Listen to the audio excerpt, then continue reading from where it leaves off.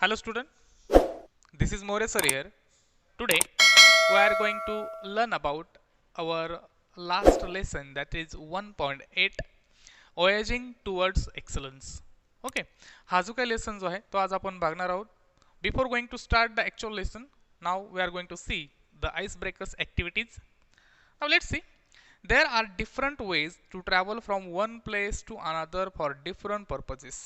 बघा काय सांगितलंय की आपल्याकडं एका जागेहून दुसऱ्या जागेकडे जाण्यासाठी किंवा आपण जे काही प्रवास जो करतो त्यासाठी सांगितले की वेगवेगळे जे मार्ग जे आहेत ते आपण अवलंबतो, त्याच्या पाठीमागचे पर्पजेस म्हटले, उद्दिष्ट किंवा जे काही हेतू जे असतात आपले तिथं जाण्यासाठी तेही काय असतात, वेगवेगळे असतात. बघा, discuss with your partner and match the words given in table A with their meanings in table B. मग त्यांनी सांगितलं की तुम्हाला जे काही टेबल ए आणि टेबल बी मध्ये काही वर्ड दिले ते काय करायचे, मॅच करायचे. So let C. So first is cruise. Okay, मग आता क्रूज म्हणजे काय, तर तुम्हाला साधारणतः जो काही बी टेबल जो आहे त्याच्यामध्ये 7 नंबरला बघायला मिळेल. बघा, last one, that is a journey on a boat on ship to a number of places. Okay, त्याच्यानंतर नेक्स्ट वन म्हटलं बघा expedition.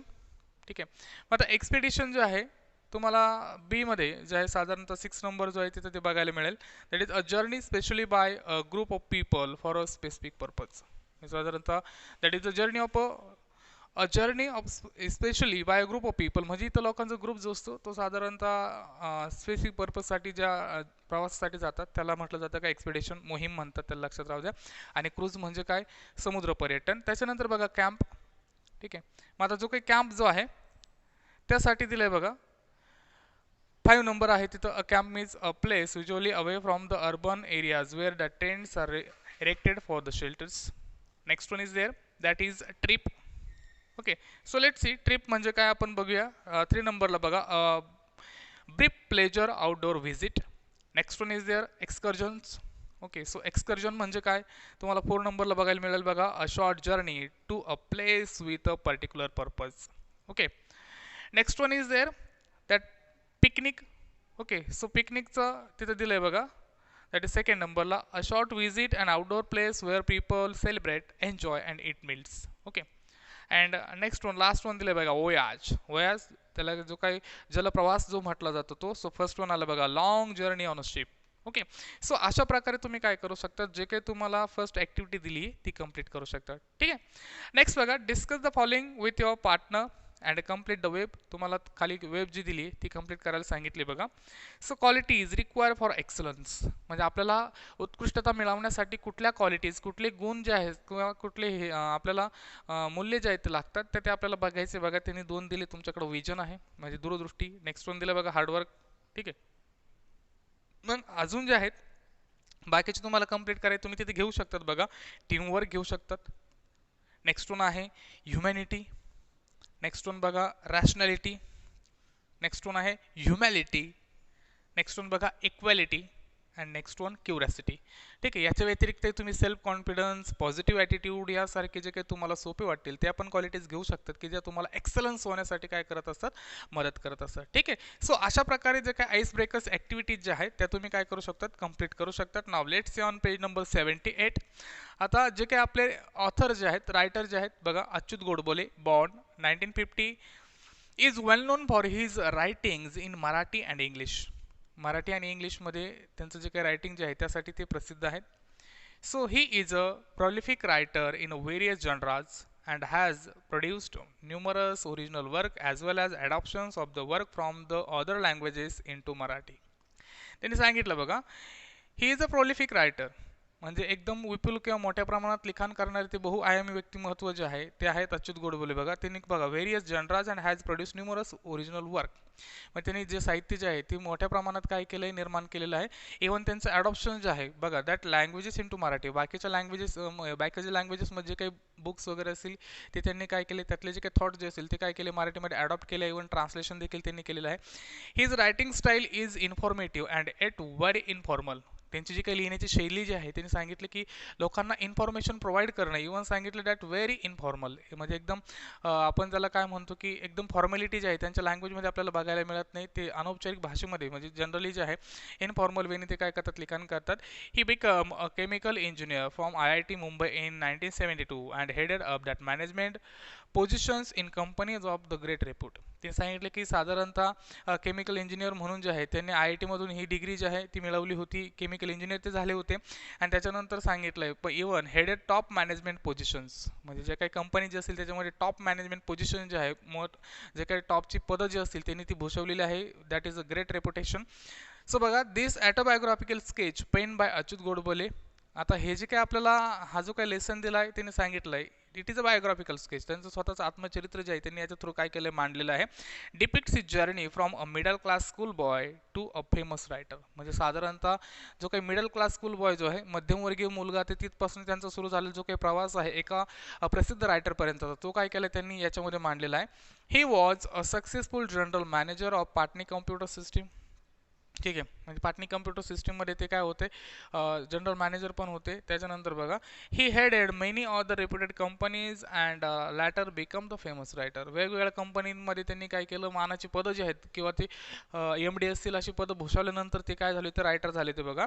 So the present write up discuss his quest for excellence. मग आता हा जो काय आपल्याला जो काही रायटअप किंवा जो काही उतारा दिला आहे तो काय करतो त्यांची जी काही क्वेस्ट आहे.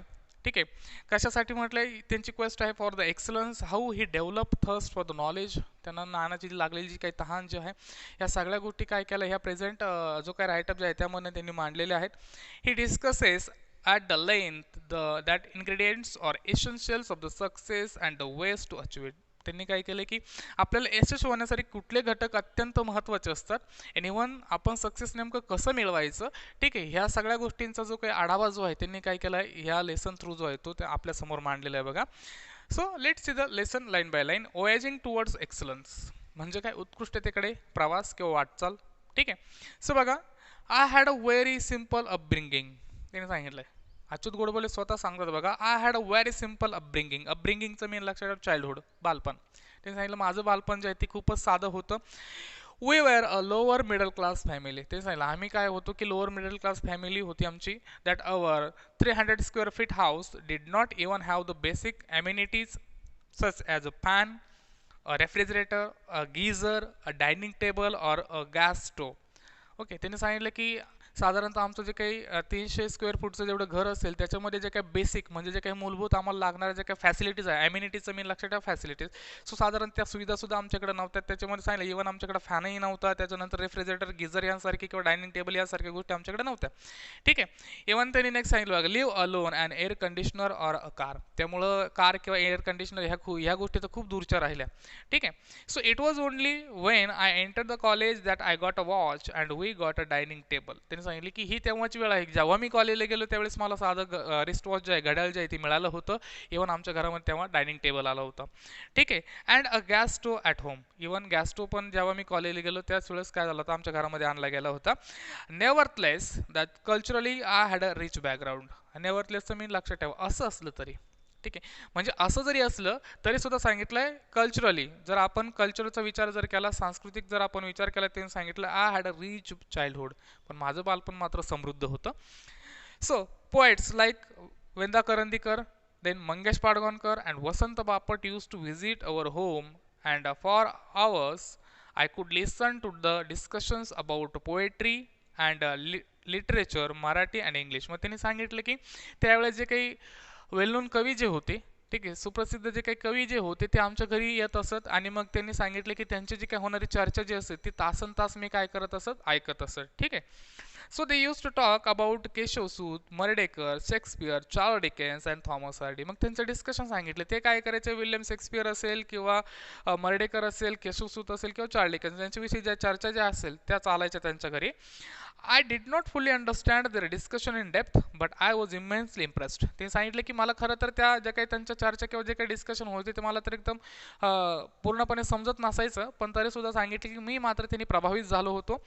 Okay, we also were lucky to have that Pandit Kumar Gandharva, then Pandit Bhimsen Joshi and Pandit Jasraj that visit our place and talk about Indian music till late night or sometimes dawn. मग त्यांनी सांगितलं आम्ही खरंच खूप भाग्यवान होतो की even आमच्या घरी पंडित भीमसेन जोशी असेल किंवा पंडित कुमार गंधर्व जे असेल किंवा पंडित जसराज असेल हे आमच्या घरी यायचे आणि रात्री उशिरापर्यंत ते जे इंडियन म्युझिक जे आहे याच्यावरती ते गप्पा मारायची, इव्हन कधी कधी पहाटेही व्हायची.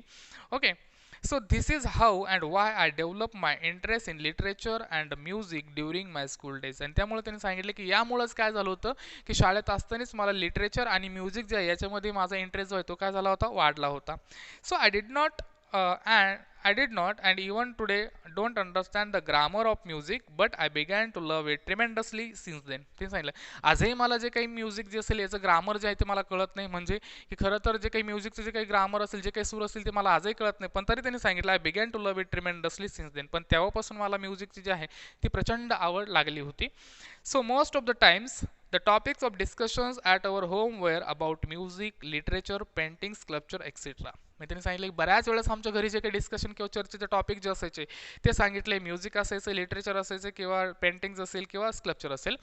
I could listen to the discussions about that van Gogh, Mozart and Michelangelo etcetera.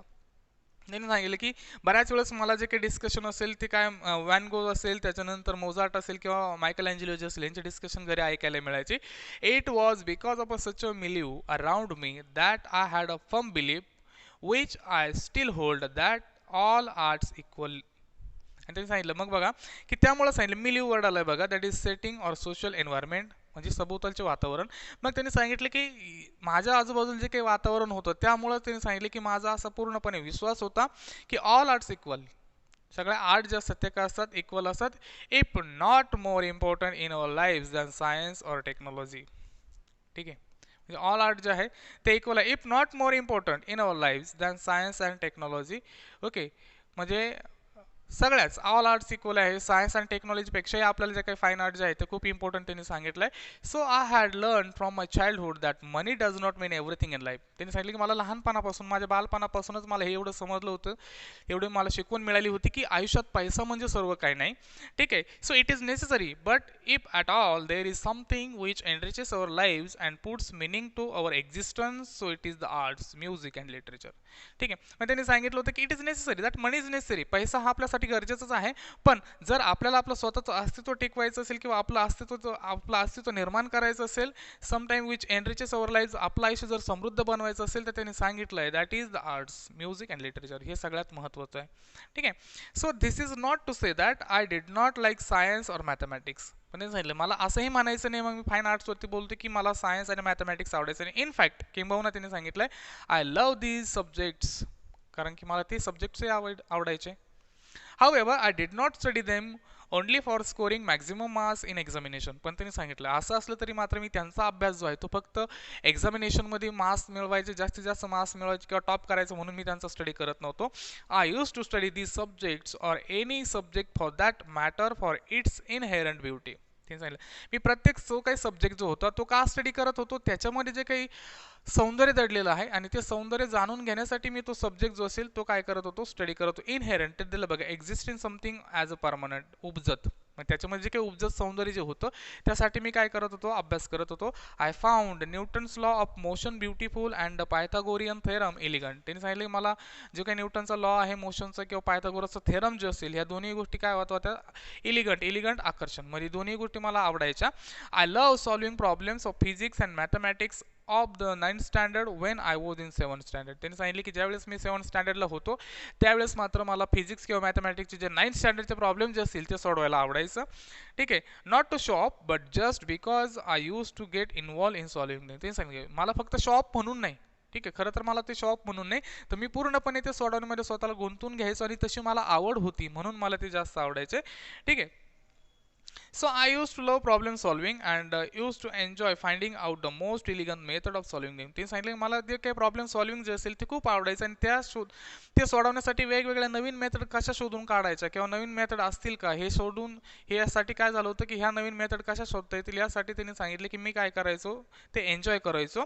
So obviously these problems wear not a part of the curriculum. त्यांनी सांगितले की 7th स्टँडर्डला असताना साधारणतः ते काय माझ्या करिक्युलम किंवा अभ्यासक्रमाचा भाग नव्हता. Okay, but this attitude but I enjoy the whole process. पण तरी त्यांनी सांगितले की एन्जॉय, मी काय करायचो त्याचा आनंद घ्यायचो, म्हणजे 7th स्टँडर्डला असताना 9th स्टँडर्डचे प्रॉब्लेम काय करायचो मी एन्जॉय म्हणून काय करायचं सोडवायचो. So this attitude of looking beyond marks or examination and to seek joy in solving any challenging problem help me to develop a problem solving attitude which came handy when I appeared for my IIT entrance JEE, because this exam is completely based on your problem solving ability and ability to think not only logically but quickly and rapidly. मग त्यांनी सांगितलं की याचा जो काही फायदा जो आहे, या प्रॉब्लेम सॉल्विंगचा फायदा जो आहे तो मला केव्हा झाला, त्यांनी सांगितलं होतं की ज्यावेळेस मी JEE ची जी काही एंट्रन्स IIT साठी जी काही एंट्रन्स दिली होती त्यावेळेस मला याचा फायदा झाला. ठीक आहे, कारण त्यांनी सांगितले ही जी काही एक्झाम जी असते, हा जे काही पेपर जे असतात साधारण त्यांनी सांगितले हे तुमच्या जे काही मेंटल ॲबिलिटी जी असेल किंवा प्रॉब्लेम सॉल्विंग ॲबिलिटी जी असेल याच्यावरती भर देणारे असतात. आणि तिथं तुम्हाला कमीत कमी वेळेमध्ये क्विकली रॅपिडली कमीत कमी वेळेमध्ये जास्तीत जास्त क्वेश्चन जे असतात ते काय करायचे असतात, सोडवायचे असतात, अटेम्प्ट करायचे असतात. आणि म्हणून त्यांनी सांगितले की मला त्याचा जो काही फायदा जो आहे तो त्यासाठी झाला होता.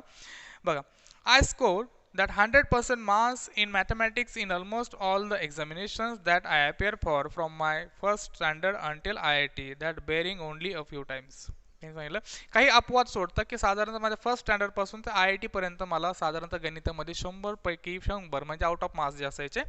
ठीक आहे. So I stood 16th in the SSC board at that time. The examination was for the whole of Maharashtra including Nagpur. मग त्यांनी सांगितलं की ज्यावेळेस मी 10वीचे पेपर दिले, तर 10वीला मी बोर्डामध्ये 16वा आलो होतो. त्यावेळेस त्यांनी सांगितले की त्यावेळेस बोर्ड जे आहे ते काय म्हटलं बघा, होल महाराष्ट्र इन्क्लुडिंग नागपूर, नागपूर आणि सगळं जे महाराष्ट्र जे आहे सगळं इन्क्लुडिंग बोर्ड होतं. त्यावेळेस मी बोर्डामध्ये 16वा आलो होतो. I stood first in the university in all subjects put together. त्यांनी सांगितले सगळे सब्जेक्ट एकत्र करून मी युनिव्हर्सिटीमध्ये देखील काय झालो होतो, पहिला आलो होतो.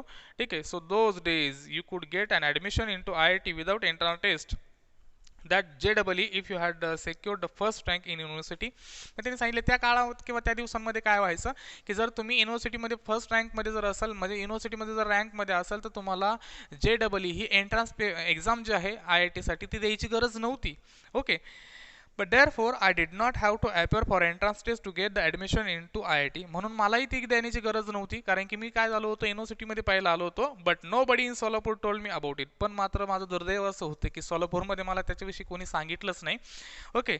So for I doubt if anybody in Solapur even knew about this rule. आणि त्यांनी सांगितलं मला तर खरं शंका आहे की त्यावेळेस कदाचित सोलापूरमध्ये हा जो काही नियम जो आहे की जो विद्यार्थी जो आहे तो युनिव्हर्सिटीमध्ये पहिला आला असेल, टॉप रँक केलं असेल, तर त्याला JEE ही एंट्रन्स देण्याची गरज नसते.